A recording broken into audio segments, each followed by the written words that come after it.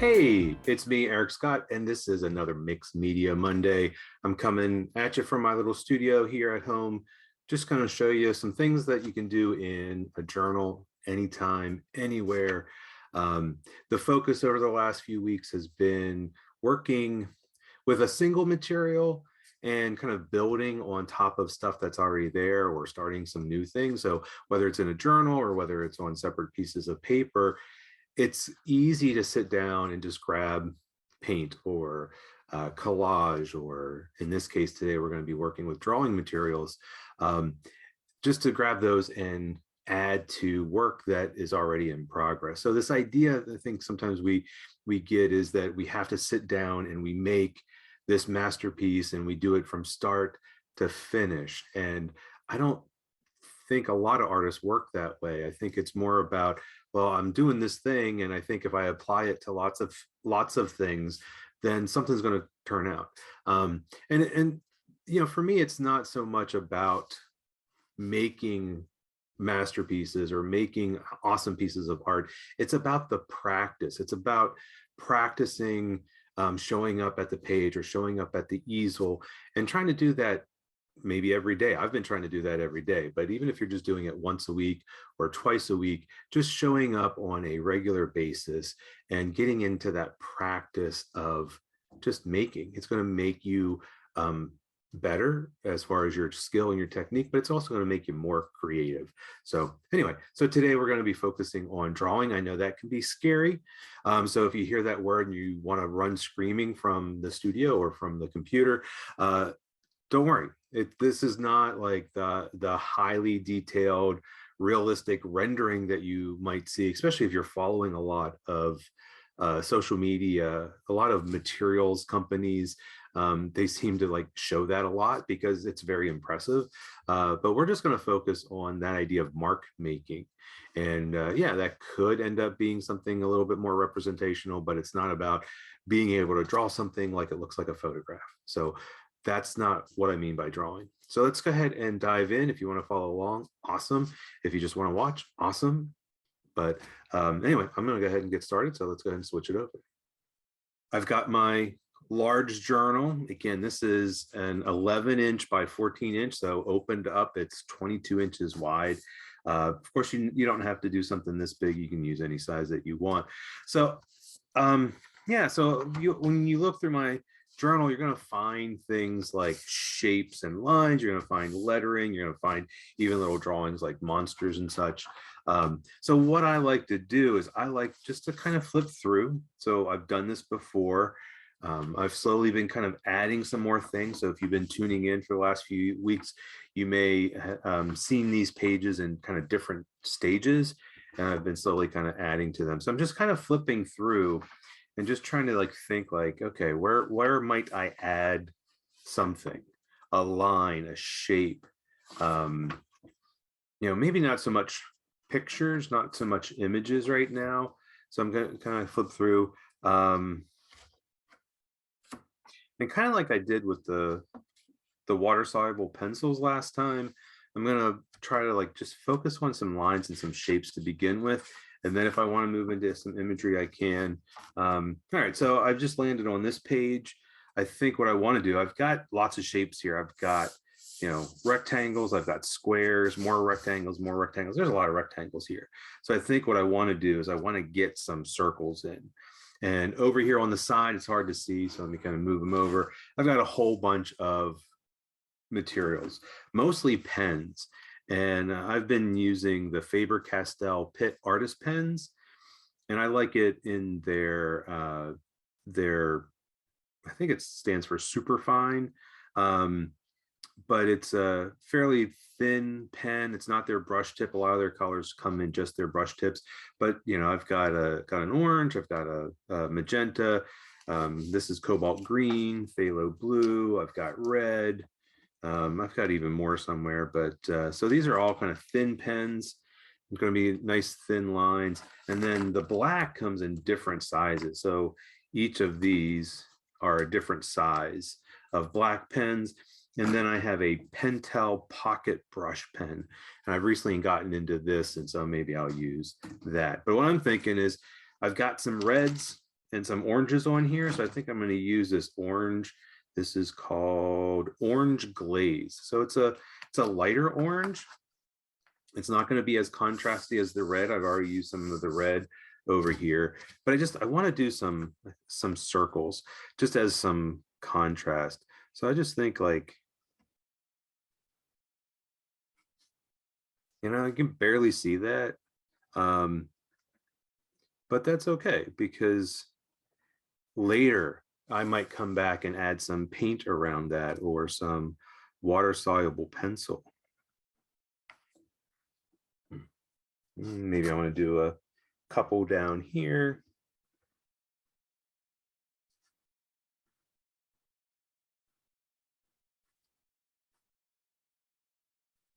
And then thinking maybe even a couple over here. Actually, maybe I'll go all the way across. So what if I do one here?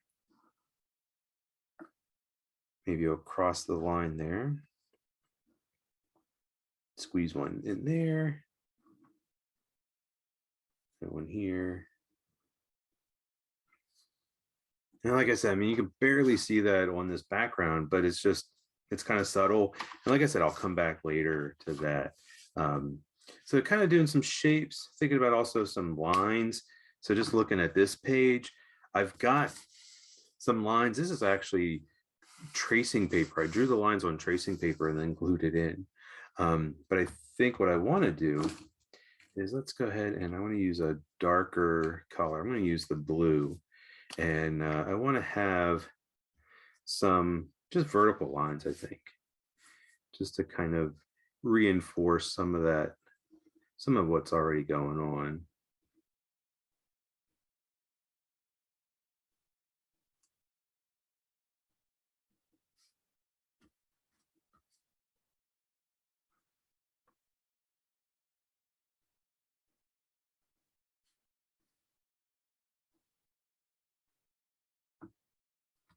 So when I go over top of collage like this, it really helps push it down. So you can kind of see how the little card that was glued in before gets really kind of pushed down because all these things are kind of building up on top of it.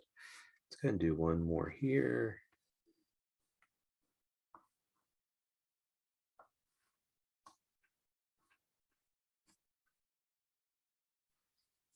Okay, so just a few lines just to help divide that up.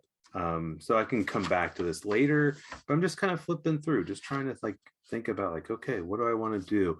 I'm looking at this page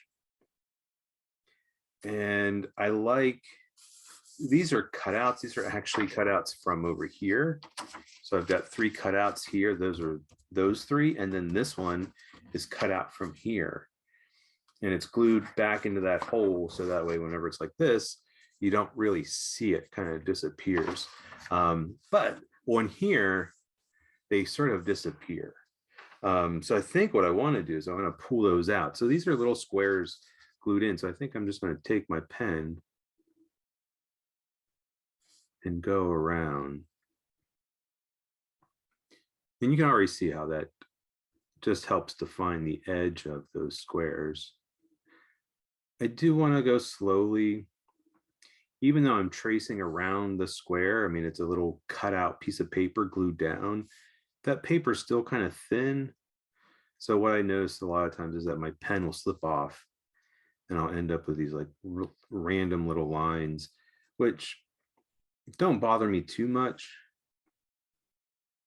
But I know for some folks that can be like really annoying because it messes up the page, messes things up.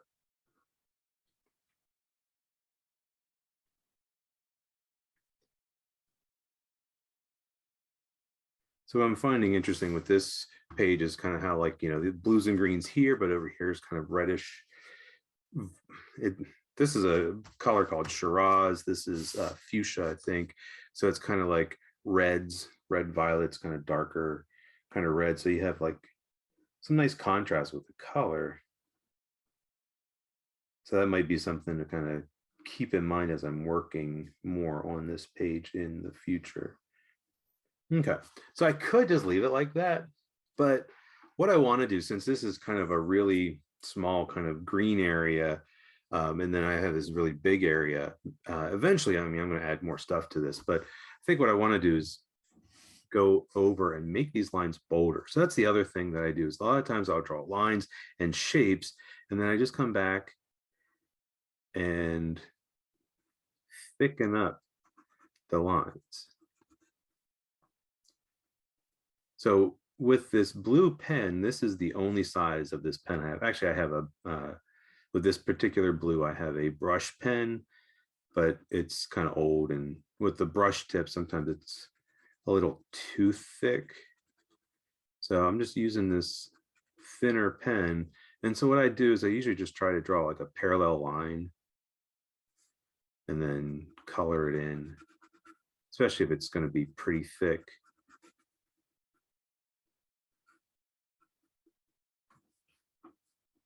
And you can just see how that really, really stands out.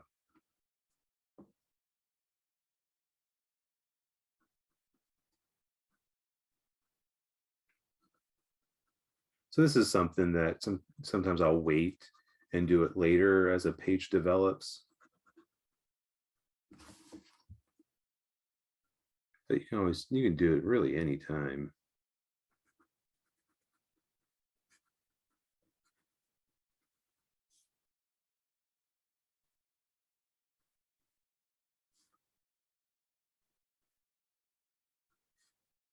And so as I'm working on this, just to kind of like share a few thoughts, I know that kind of skipping around like this is really strange for some folks.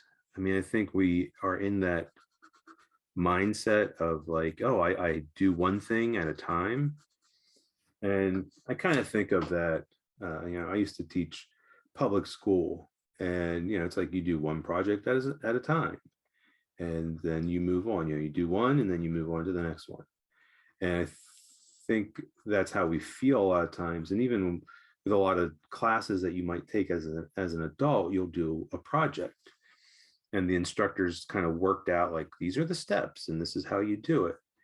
But when you're really developing your own art, sometimes you're working on stuff, you're just like, I don't know where that's going to go.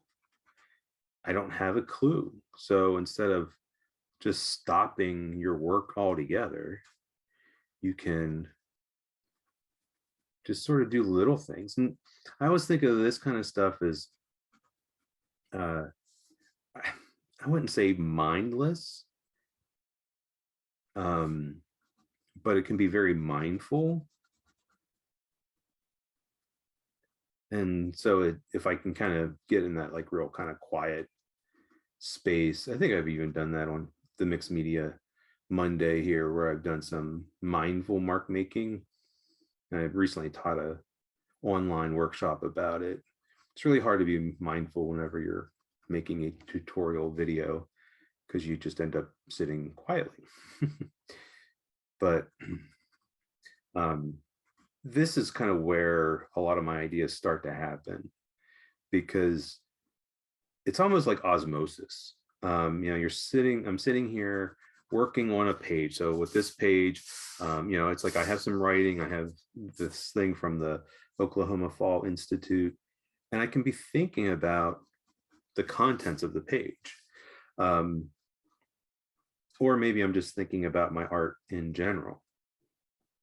And I always feel like this is kind of like taking a walk or mowing the yard, and how sometimes, when you're taking a walk or you're mowing the yard or you're vacuuming the house, like you just get these ideas that just seem to almost pop out of nowhere, but they don't come out of nowhere. It's just sort of your brain is busy enough to be doing something, but you don't have to give it all of your conscious thought. And so your brain is kind of free to kind of chew on the things that you've been thinking about. So as I'm drawing, and especially as I'm kind of making these lines thicker, my mind can be kind of going over some of the stuff that I've been thinking about, some of the stuff I've been doing. So anyway, and then I get my ideas that way. All right, so I'm just kind of flipping through, trying to find some things. You can see how I've done some drawings already. The big thick lines, and even the writing was done with that brush pen. So maybe I'll switch to that. So this brush pen was something that was introduced to me because of Austin Kleon. He wrote Steal Like an Artist, Show Your Work, and his latest book is Keep Going, which came out right before the pandemic, but was very like helpful advice for the pandemic.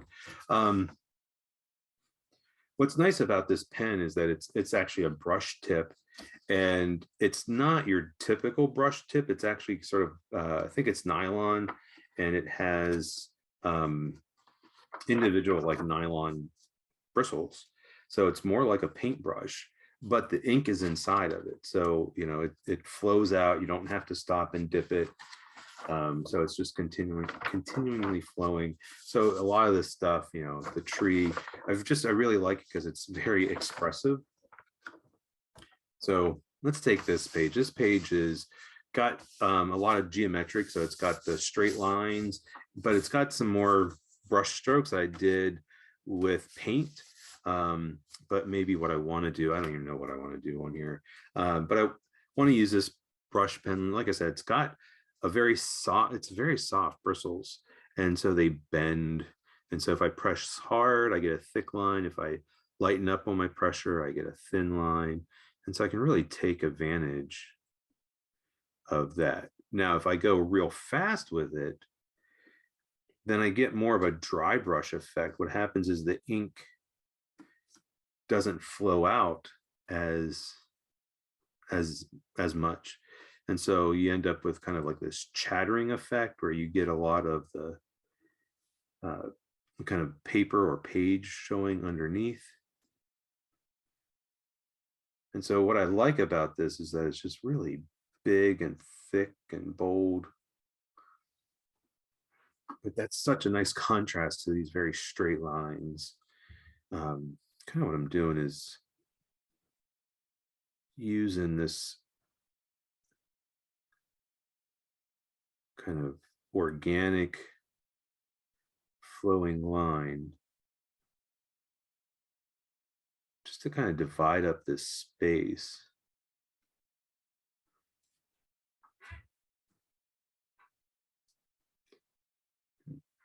Got some writing here, but why not?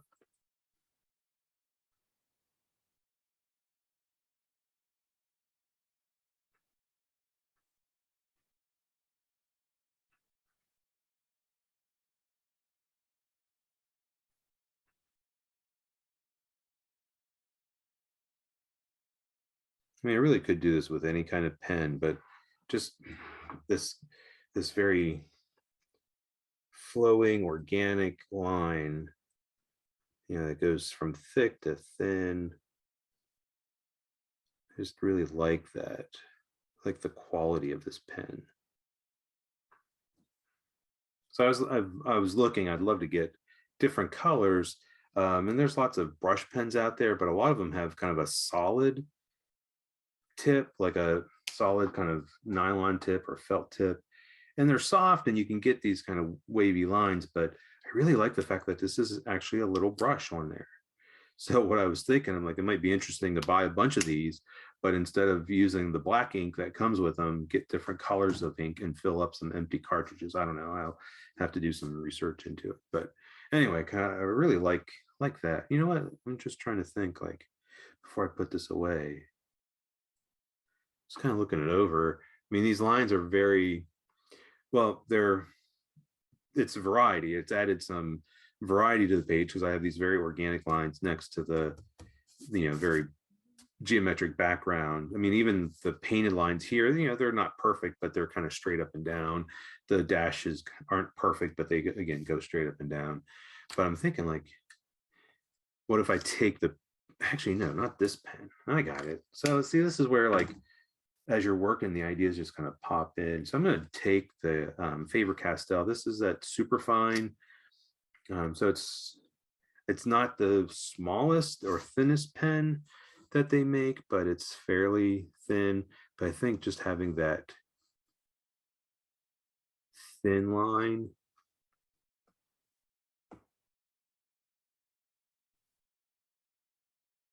and just sort of, doing the same kind of lines.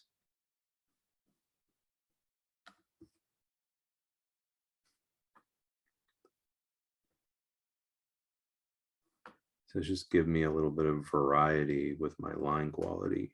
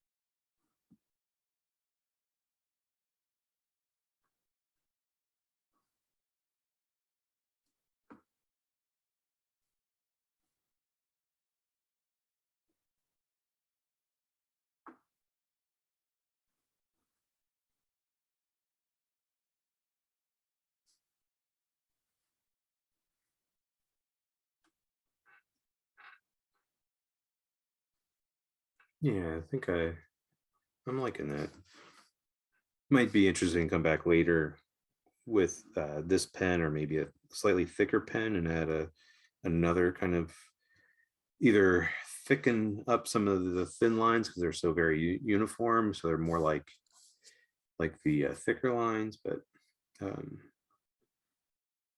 yeah, it just kind of gives me something to work on. Yeah, I'm liking that. I'm liking that contrast between the organic flowing lines and the more geometric lines underneath. So it'll be really interesting to kind of see how this builds up and plays out. But yeah, I like it. So you can see like where I've done some other drawing and some of my little monsters.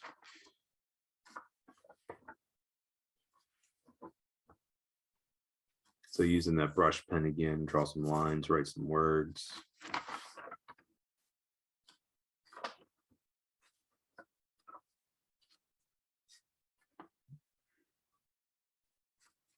So just looking on this page, I've got this rectangle that I wrote in. And so that's how I started this page. And so I drew the rectangle I wrote in here, had more I wanted to say. So I wrote down the side here. So it might be interesting to take a pen and just to put a line in.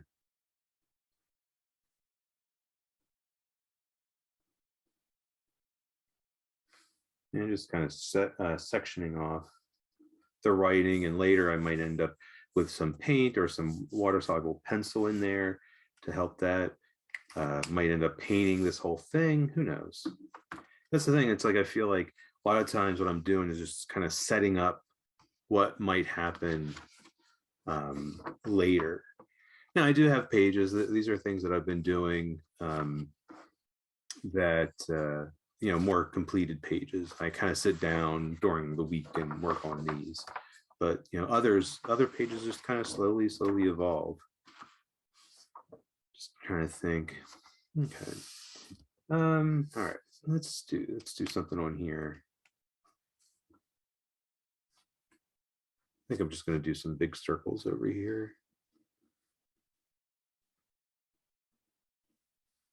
So I think I was talking when I was doing the water soluble pencil that a lot of times I'm just making space, creating spaces where other things can happen later.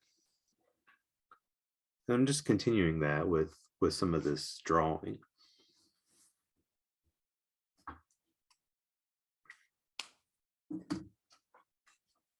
Now, if you're into drawing from observation or drawing particular images, like I love drawing my monsters, feel free to kind of draw whatever you want.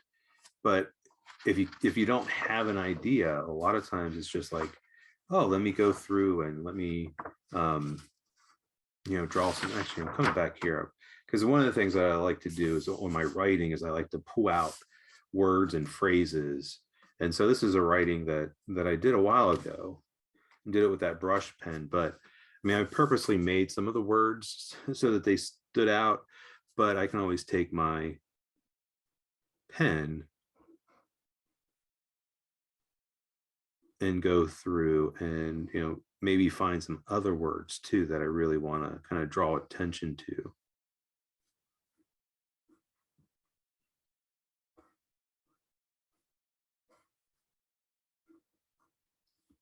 So by drawing the rectangles around it, definitely start to pull those out.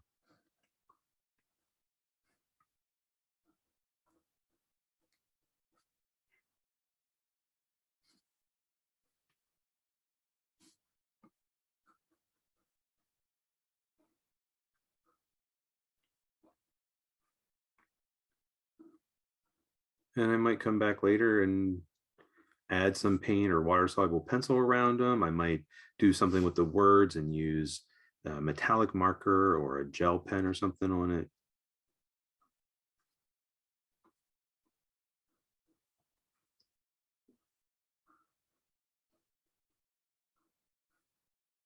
It's just going to pull out some of these words, make them stand out more.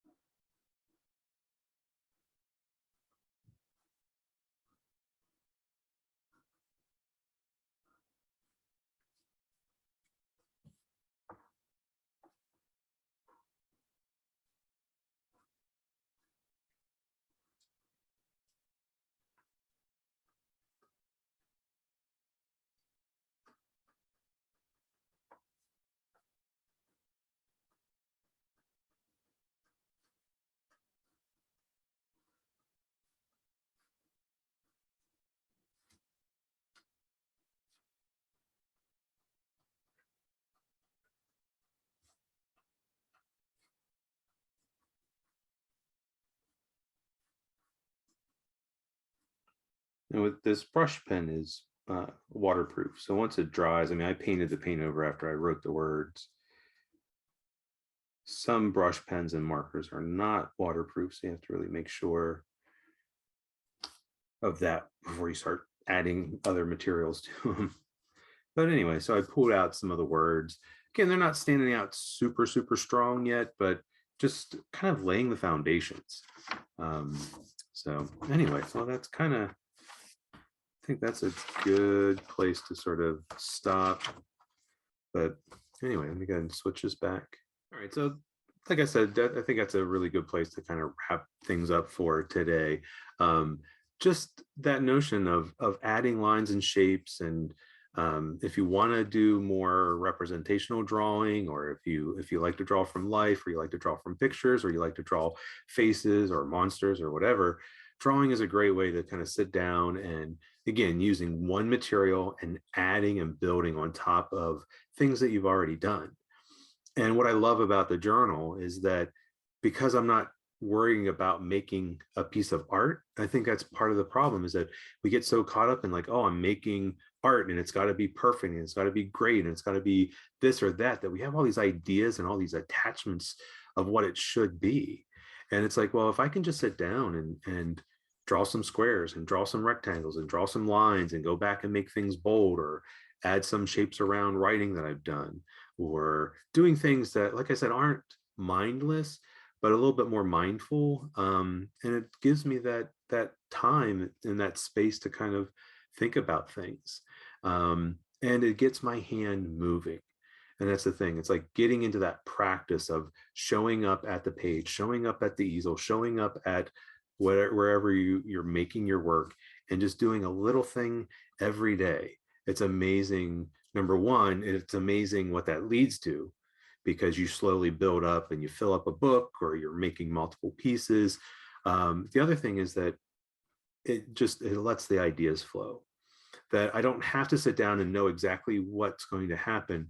It just starts to unfold. So anyway, that's going to wrap it up for today. So I hope you enjoyed just this quick little look at using some simple drawing materials and some simple drawing techniques just to get your hand moving, get your brain moving, and get yourself making. So anyway, as always, I appreciate you being here. Remember, if you have any questions or comments or concerns, pop them in the comments. I'll try to respond to them if I can. If you want to see something, if you have particular questions, again, just pop it into the comments. I love to hear what you think of this, what you're thinking about, any problems or things that you're running into, any things you would like me to address. So anyway, I just appreciate you being here. Hope you enjoyed it. And as always, happy creating.